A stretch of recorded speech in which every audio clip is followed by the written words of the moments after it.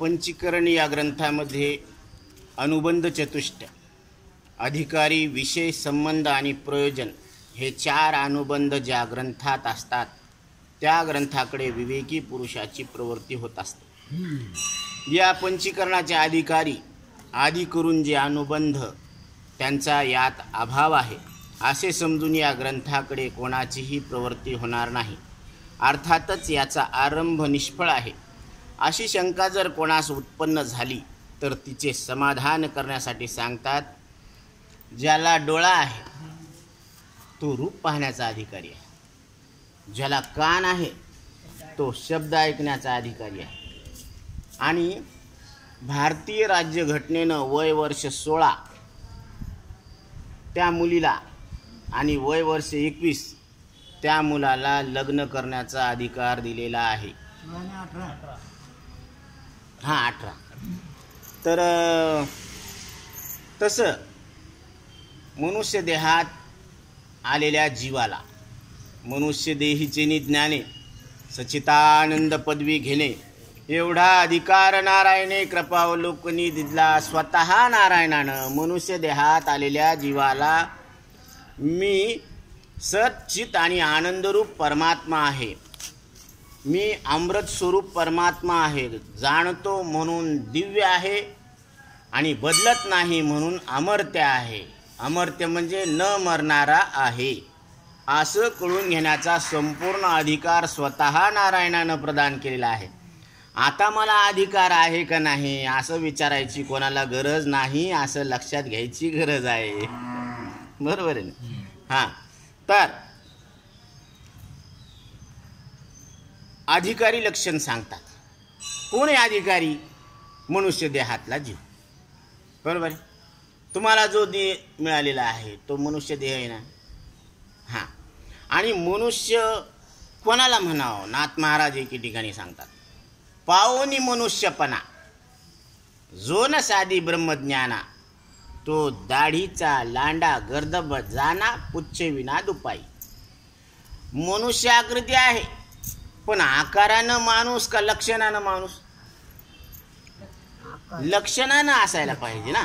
आकारानं तर सगळे दिसायलेत, पण त्या आकारात सुद्धा एक लक्षण बसवलं की मनुष्य देह मिळून ज्यानं मी ब्रह्मस्वरूप आहे, आत्मा आहे, कारण जीवाचं ऐक्य ब्रह्माशी आहे. म्हणून आचार्य सांगतात की ब्रह्म सत्यम जगन्मिथ्या जीवो ब्रह्मैव नापरा.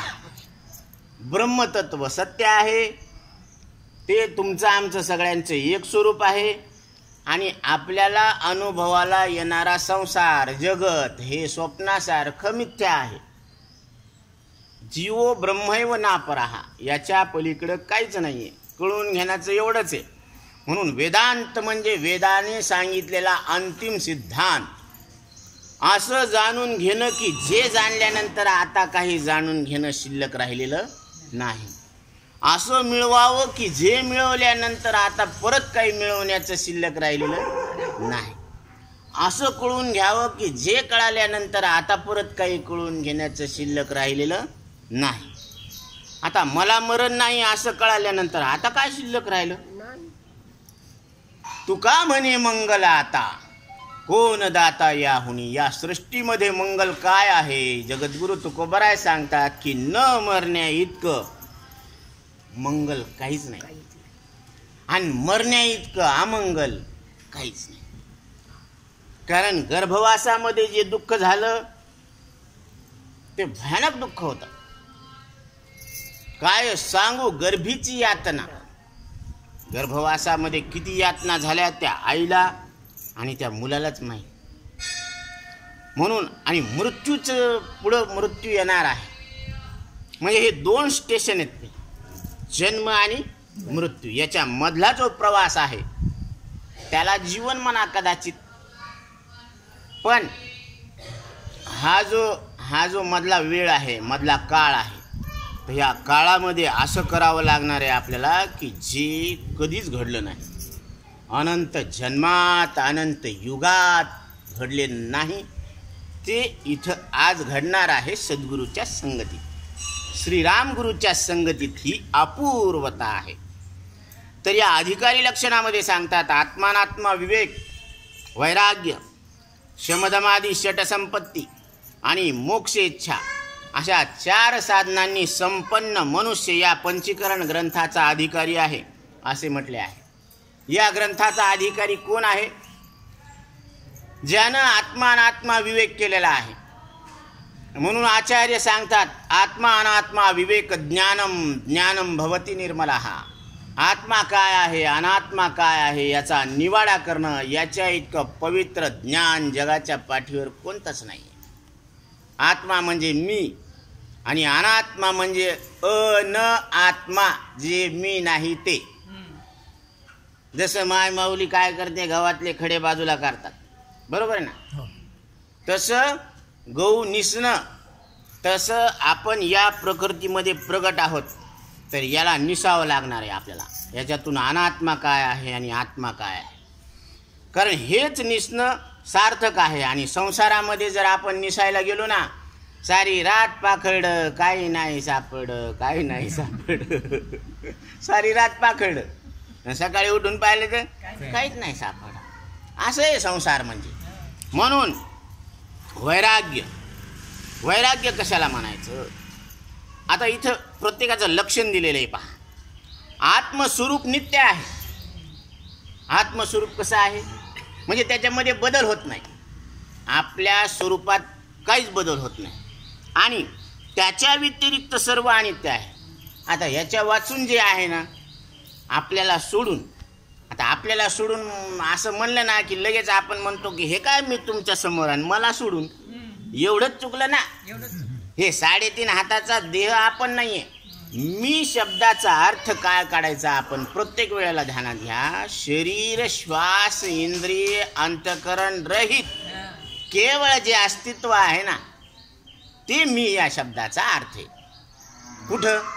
आता इथं. आणि कोणाकोणाला लागू होते? सगळ्यालाच लागू होते. ज्यानं देह धारण केला का त्याला लागू होते. आता इथं कोण कोण? सगळेच. मी शब्दाचा अर्थ शरीर, श्वास, इंद्रिय, अंतकरण रहित केवळ जे जाणणं आहे ना ते. पण ते जाणणं आपण मासामध्ये मिसळायलो, श्वासामध्ये मिसळायलो, इंद्रियात मिसळायलो, वासनेत मिसळायलो आणि आपला परिचय द्यायलो. हे काय मी तुमच्या समोर. हो बाबा, तुम्ही आहेत पण हे नाही ना. याला धरून बोलू नका ना तुम्ही.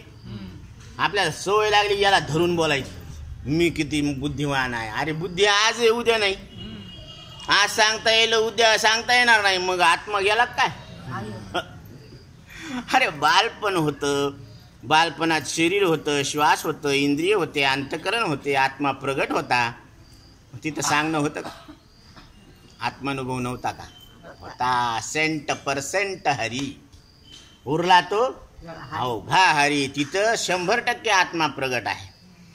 आज बुद्धी आहे, सांगता यायला लागलं, उद्या नाही येणार परत सांगता. बुद्धी भ्रष्ट झाल्यावर सांगता येतं का? मग आत्मा गेला काय उडून? नाही. सांगणं न सांगणं हे बुद्धीचा धर्म आहे. पण त्याच्याशीच एकरूप आपण होऊन आपण आपला परिचय द्यायला मी किती विद्वान आहे. असे विद्वान किती आले आणि किती गेले. काय को करता बात मुंडे, काय को करता बात, झूठी काया झूठी माया, झूठा सब दिन रात मुंडे, काय को करता बात. सौंदर्य आज आहे, उद्या नाही राहणार. बुद्धिमत्ता आज आहे, विद्वत्ता आज आहे, उद्या नाही राहणार. ताकद आज आहे, उद्या नाही राहणार. लात मारीन तिथं पाणी काढतो, बरं तुझीच लात तुला आता उचलणार नाही. असं वेळ येत असते. म्हणून हे आणि परिवर्तन संसाराचा नियम आहे. आता संसारच परिवर्तनशील आहे आणि आपण कसे आहोत? नित्य आहोत. म्हणून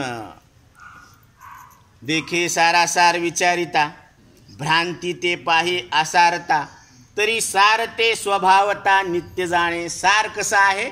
नित्य आहे. आणि या संसारामध्ये सार काय असेल तर आत्मा आहे. आणि ते आत्मा तुमचं आमचं सगळ्यांचं एक स्वरूप आहे. म्हणून मी नित्य आहे, त्याच्या व्यतिरिक्त सर्व अनित्य आहे, कारण माझा बदल होत नाही. आणि जी वस्तू एका क्षणात बदलत नाही ती वस्तू कधीच बदलत नाही. नाथ महाराजांनी याचा हिशोब करून ठेवलेला आहे. एका तासा माझी कोटी वेळा सृष्टी होती जाती दृष्टी पाहे तोची. मग जो पाहायला लागला बदल त्याचा होत नाही बदल. बरोबर आहे. मग आपला स्वभाव न बदलणं आणि यांचा स्वभाव बदलणं, त्याच्या पलीकडं ना माऊलीचं माप लईच बारीक आहे. लावून डोळा उघडे, हे डोळ्याची पापण लवून उघडूस तर कोटी वेळा घडे मोडे. मासी पंख पाखडे तव हे सर. मासी पंख पाकडूस तर हे कोटी वेळेस उत्पन्न होतं आणि नष्ट होतं. तर याला कोण्या तोंडानं सत्य म्हणावं? कशाला? जगाला, शरीराला. कारण जग म्हणजे काय आहे? या शरीराचंच नाही का हे जगरूपी झाड आहे आणि त्या झाडाला शरीररूपी फूल लागलेले आहे. मग नाथ महाराज परत सांगतात, पिंडी देह स्थिती ब्रह्मांडी पसारा हरिविन सारा व्यर्थ भ्रम. जी ब्रह्मांडाची स्थिती तीच पिंडाची. मग ब्रह्मांड जरी एका तासात कोटी वेळा उत्पन्न व्हायला नष्ट व्हायलं तर शरीरसुद्धा नाथ महाराजाच्या दृष्टीनं आणि माऊलीच्या दृष्टीनं लावून डोळा उघडे, डोळ्याची पापण लावून उघडूस तर हे कोटी वेळेस उत्पन्न व्हायला आणि नष्ट व्हायला.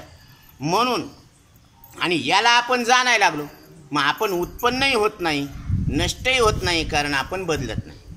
म्हणून आपण नित्य आहोत आणि हे सगळं अनित्य. असा जो मनाचा निश्चय, त्याचंच नाव काय आहे? विवेक. व तेच त्यातले पहिले साधन. हेच आत्मा विवेक हे पहिलं साधन. दुसरं,